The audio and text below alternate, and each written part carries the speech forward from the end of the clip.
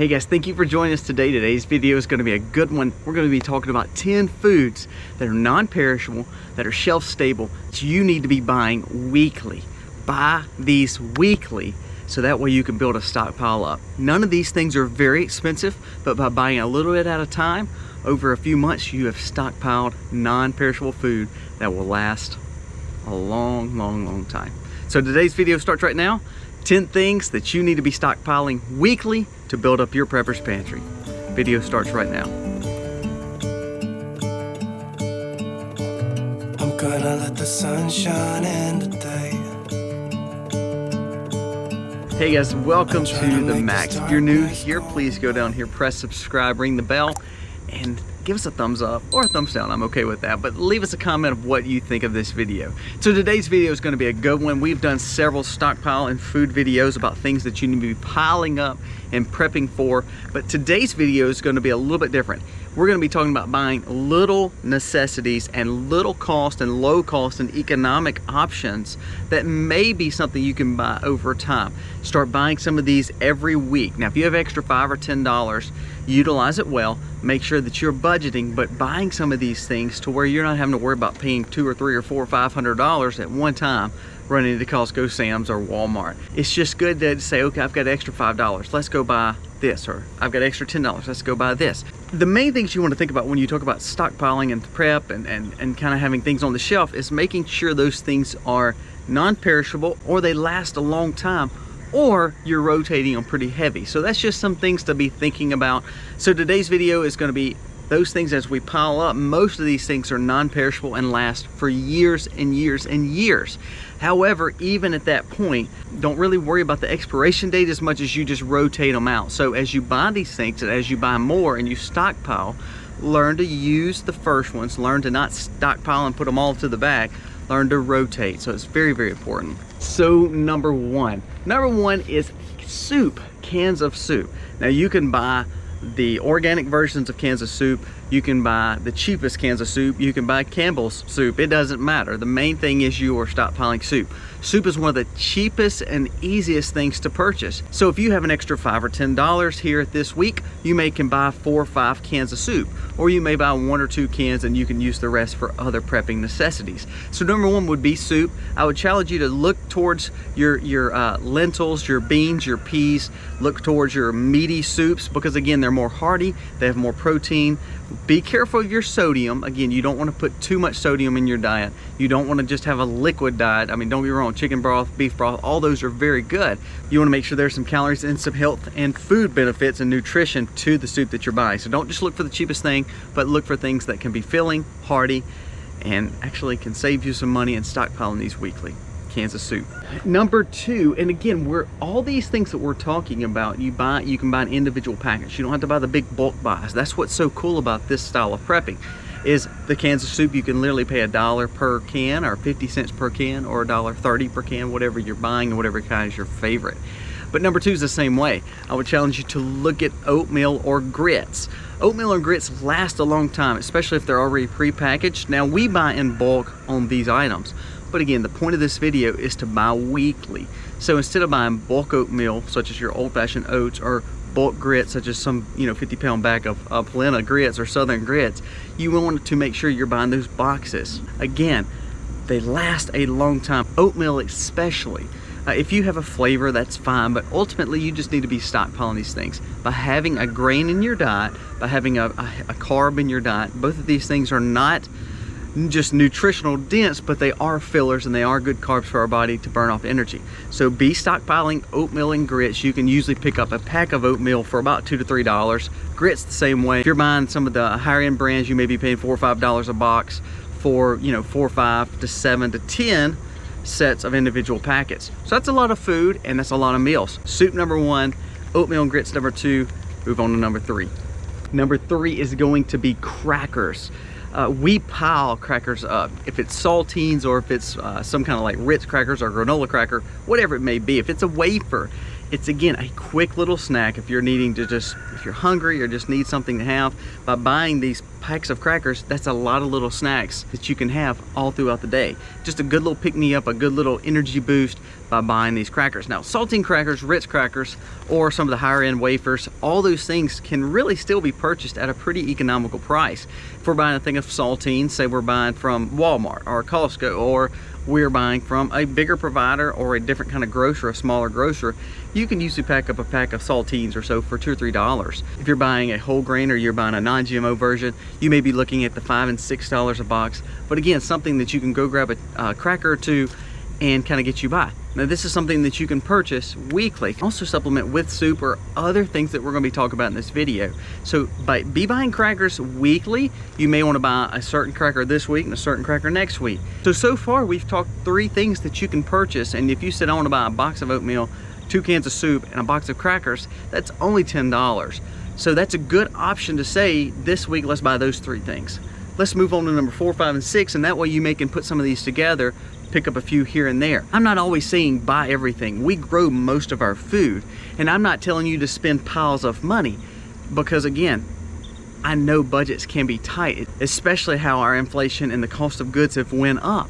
But what I am saying is you can bypass one fast food meal, and now you've provided, you know, a lot of food by just buying them from the store and you making them yourself. You can pass up one sit-down meal in a restaurant, and you can buy several of these. So what I'm saying is set priorities and make sure you're doing all you can to budget so you can buy these things and put them on your prepper's pantry. Number 4 is canned beans. We've talked dry beans before, we've talked dried rice before, but we're talking canned beans. Simple, easy. If it's baked beans, if it's black beans, if it's lentils, if it's green beans, whatever your favorite bean is, but it's good to have some canned beans to be able to mix. Now, I would challenge you not to get the liquid, you know, string beans or green beans. I would challenge you to look towards the baked beans, towards the red beans, the chili beans, because again, the fibrous material in them, the fact that they're a little bit more filler, pinto beans, all those are good options. So I would lean towards some of the heavier beans, not just your typical little peas or your string beans. Putting those up, making sure you're buying 2 or 3 at a time, you're rotating them. Now you're using those to fill in for meals. Say you have rice and you're needing to put something with it. You've got a red beans and rice now. You got ways to add fiber, you've got ways to add a thickness to whatever you're eating. Beans are a good filler and they're good for us, and they have fiber in them, they're good for our systems. So be adding canned beans as number 4. Number 5 is my favorite. We've talked about this in other videos, but peanut butter. You need to be piling up peanut butter. Peanut butter never goes bad, it's shelf stable. We love peanut butter, especially me and some of my kids. That is one thing that we don't grow, and we could grow peanuts, we really could. This is a good area for it. But that's one thing we don't grow that I do buy in bulk. And I literally do just what I'm telling you to do. I will go every time, if we go to a grocery store, I will pick up 2 to 3 things of peanut butter. I even buy the non-GMO peanut butter, which is the Crazy Richards. Has no sugar, has no extra oil in it, but it's literally like $2 or $3 for the little canister like you would see any other peanut butter. If you're buying an organic brand, then you're spending a lot more money. If you're buying the cheapest brand, then you're buying them pretty reasonable. But for us, we like the non-GMO, no additives, just pure peanuts, just mixed up and made peanut butter. I like those, and I'll buy 2 or 3 of those at a time. I'm usually spending $8 to $10 on them, and we literally go through a lot of peanut butter here. But that's one of those things, if you came to our prepper's pantry, you're gonna see usually weeks and weeks and weeks worth of peanut butter. It's good for our family because our kids love peanut butter and jelly sandwiches, especially for lunch when we're homeschooling and we don't have time just to make this big meal. The kids are wanting to get done. So peanut butter is really good. We make all our own jelly. So it's good to have. Also, peanut butter has a lot of protein in it, has your fat in it, gives you some oil in it because it's natural. So make sure you are buying peanut butter. It is definitely probably my favorite thing on this list. Number 6 we've talked about on another list dealing with Walmart, but it would be canned meat. Any kind of canned meat. I would probably lean towards tuna because it tends to be the less expensive. Be careful of your mercury and all that kind of stuff. I know it's not like you're eating 14 cans of tuna a day, so I think you'll be okay. So canned tuna, canned chicken, canned salmon. You can go to your canned beef and things like that. I'm not crazy about those, but you need to have some kind of canned protein other than just your peanut butter. Make sure you have a meat source there. You again can pick up a pack, 3-pack, 4-pack of some kind of canned meat, which will be more the expensive things on your plan here for the week. But ultimately, you can pick up tuna for $85 to $1.50 per can. some of your nicer tunas and some of your nicer chickens, of course, you're going to be looking at $3 or $4 per can. So check your cans, see what you like, what best fits to your palate. I like tuna, especially because it's got good protein in it, and it's just a lighter taste. I like that better. Canned chicken, we do our own canned chicken, so I don't buy a lot of canned chicken because Misty cans a lot of our chickens that we raise on farm. If you don't like tuna, you don't like salmon, you don't like any kind of canned beef, which I don't like canned beef, but if you don't like any of that stuff, you can buy canned chicken. It's not bad. A lot of times if you're making a chicken salad sandwich, or you just want it for a combination meal with noodles or with rice or with beans, again, it allows you to add a protein to your diet for pretty reasonable. Also very shelf stable. If you're buying chicken and you're canning your own, or you're growing your chicken and canning your own, great, that's game changer. But say you're not able to do that, buying canned chicken, putting it on the shelf will last for years. It's not expensive. It is one of the most expensive things on this list. Having tuna, having chicken, or having salmon, or having some kind of canned meat on your shelves is not bad, and it's very good to have. Number 7's a good one, is coffee. Making sure you're buying a good bit of coffee. Now say for instance you don't like coffee, you may want tea. My wife loves tea, however I like coffee, so we do buy coffee and tea pretty regular. It's a form of caffeine. We do buy a more holistic version of that because we do believe coffees and teas are usually imported and they're usually sprayed pretty heavy. So we don't buy the cheapest of the cheap when it comes to coffee or tea. However, we do kombucha, we do coffee, we do southern sweet tea. So a lot of those things we want to make sure that we are buying a little bit better quality tea. So if you're buying green tea, or you're buying black tea, or you're buying just a regular ground coffee or a whole coffee bean, having a lot of that in supply is a good thing, because coffee to me is a filler. Tea is more of a therapy and enjoyment. It also is relaxing. There's a lot of herbal remedies that you can add to your teas, so it's very good for our health. So that would be a number 7. Having some kind of drink for you other than just pure water all the time is having a tea or coffee on the shelf. You can pick up a box of tea usually for anywhere from $4 to $6. Even some of the better brands, still $4 to $6. You can pick them up even cheaper than that if that's not a big concern to you. Coffee wise, again, you can pick up a bag of coffee for anywhere from $3 to $4 to $20 to $25. So I'm not telling you to buy the highest end brand that you can every week, but I would challenge you to put up some coffee on your shelf. Put up some tea on your shelf. It's very shelf stable. It lasts for a long time. Make sure you try to find the kind that does not have a lot of chemicals, sprays, and things like that on it, because it's better for your health to do it the more holistic version of those things. Number 8 is big to me, is honey. I actually love honey. We grow bees here. We have bees here. We have beehives, however you want to do it. We have 2 apiaries, so we're not having to buy honey. However, you need to be buying honey. Do not buy honey from a supermarket. Don't do that. Go to your local feed store, your local co-op, or look on Facebook, or look on any kind of source that's like a local journal or a farmer's market. Buy a locally sourced raw honey. A lot of times you can pick up a half pint, or quart, anywhere from $8 to $10 to $12 to $15 to $20, depending on what size you're buying. Honey never goes bad. If someone is just simply giving you raw honey, if they're doing unfiltered or filtered honey, I would tell you to do unfiltered honey because it has more benefits to it. That's what we do with ours. I have some honey that's been in our 5-gallon food grade bucket in our pantries for years and years. It never goes bad. It's a form of sweetener or sugar that's healthier for you. It has more benefits to your health, more than any other sweeteners that you pretty much can even buy.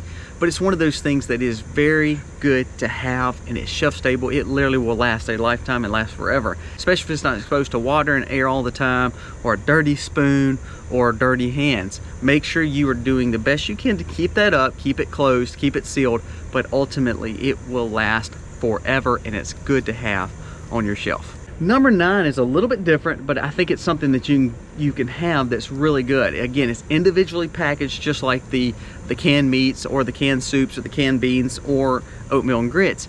Having those individual packets are good because it allows you to buy something, buy a box of it, and you've got 20 of it, or 10 of it, or 8 of it, depending on what kind you're buying. But it would be a protein or granola bar. Now, those things can be very unhealthy for you, and they're sold as health bars, or they can be very good for you.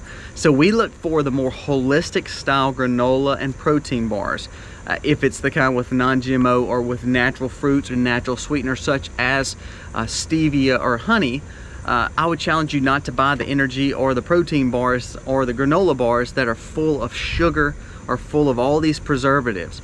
But those things are very good to have, because then you're adding carbs, you're adding protein, you're adding a lot of nutrients if you're buying a good quality one to your diet. And it's like meal replacement bars.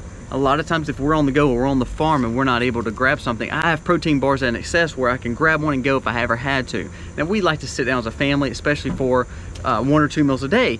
But if you're on the go, or you're working, or you just need a quick pick-me-up or a quick snack, a lot of those things you can buy that are healthy, good quality granola and protein bars, and they last a long time. If it's organic Pop-Tarts, or if it's Cliff Bars, or if it's some kind of true good quality granola bar, I'm not telling you what kind to buy. I'm just telling you, check out your packages, whatever fits your family, whatever your family likes the most. Make sure you're buying something like that because it's easy, it's individually wrapped, or you can grab and go, especially your kids for snacks for long trips. They're good to have on your prepper's pantry, but here's what's good. You can also throw some of these things in a bug out bag. You can throw some of these things in a car. It's easy to put on the move and go. Number 10 is a protein powder. I like protein. I want to make sure it's a big part of my diet. I can't really find a bad benefit to protein in your diet. So the meats, the eggs, a lot of that's what I tend to lean towards. I do a lot of carnivore diet, so a lot of that tends to be protein. So protein is good for me. I like protein powder because again, it's a protein source that's not meat, that can be on a shelf just like peanut butter. It allows you to know that you have a protein source. No matter what you're choosing to do, you need energy. You need ways to help your muscles grow. You need to make sure you're taking care of yourself in a survival prep situation or just in your day-to-day life. Protein is a big part of that. So we've talked about fats, we've talked about carbs. A lot of these things have carbs and fiber built up in them, but I want to really hit on protein too because the canned meat is really good. Some of the protein bars are very good, but having protein powder that's shelf stable lasts, again, for really ever, as long as you got them in a good source, in a good situation, in a good prepper's pantry. They don't really go bad. Buy quality, make sure you're getting a good protein powder, but it's something that you really can add to your shelf to make sure that you have a protein source that you literally can mix with water or any other drink and you can add protein to your diet. I tend to take in at least 70 to 100% of my weight in protein a day because I want to try to build my muscles up. I want to make sure that I'm trying to make a leaner muscle and trying to watch what I eat because I always want to make sure that I'm healthy as can be. Protein is a big part of our diets. Protein is a big part of my family's diet. And protein powder, say you're not a big meat eater, protein powder is a good source of protein without having the meat or without having to always eat lentils or always eat chickpeas. It's a good way to put protein back in your diet like the peanut butter. So I hope this video helped you. It's 10 items that you can buy weekly and put on your shelves. A lot of these things you literally can purchase for under $5. You can buy multiples for under $10, and it's things that you need to be stockpiling weekly. You don't need to buy all 10 of these every week because that could be pricey, but you may take the first 3 and buy those. You may take the first 4 and buy those. You may take 1, 7, and 10 and buy those this week. Work on your diet, work on a grocery plan and a meal prep plan and a prepping pantry plan to take care of your family. Everything we do in stockpiling and prep and food is making sure that we are surviving in this world that we live in. Also putting a good quality food on our table, but making sure we are not depending on someone else for that food.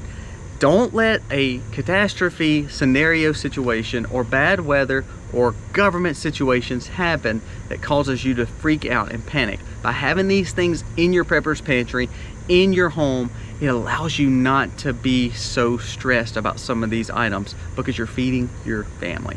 So thank you so much for watching. I hope you enjoyed this video. And remember this, your only peace in any situation is through Jesus. So God bless, guys. Thank you so much for watching. Happy homesteading.